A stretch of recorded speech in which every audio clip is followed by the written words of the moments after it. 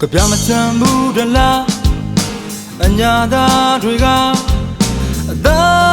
တော်ညိုပင်မဲ့လဲအသက်ကဖြူတယ်ရိုးသားပါတယ်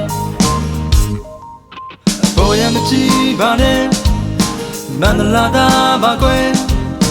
ကားတွေမကျွေပင်မဲ့လဲခမလိုရင်အသင်ရှိပါတယ်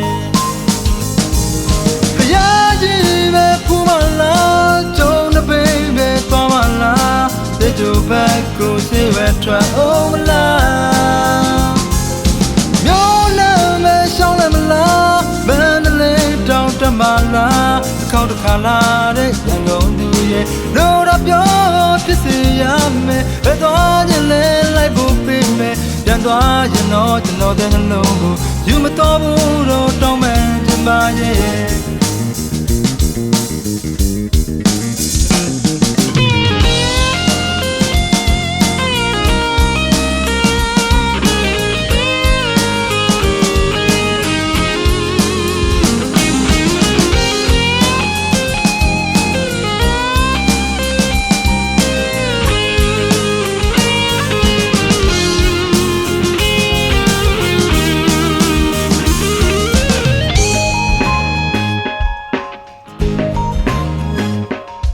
ကပြမစံဘူးတလား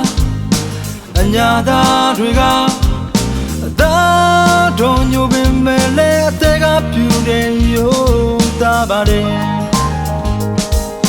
ဘောရမကြည့်ပါနဲ့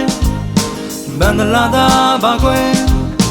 ကားတွေမကျွေပင်မဲ့လဲခမလိုရင်အသင်ရှိပါတယ်ဖယားကြီးပဲပူမလား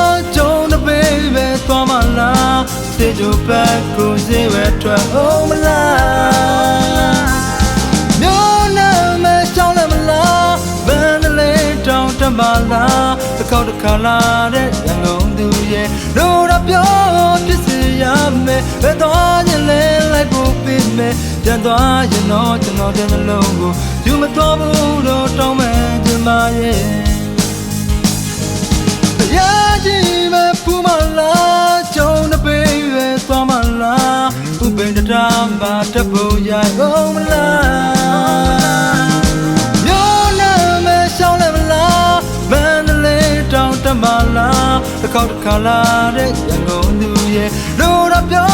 ဖြစ်စေရမယ်ဘယ်သွားခြင်းလဲလိုက်ဖို့ပေးမယ်ပြန်သွားရင်တော့ကျွန်တော်တဲ့နှလုံးကိုယူမတော်ဘူးတော့တောင်းမှန်ခြင်းပါရဲ့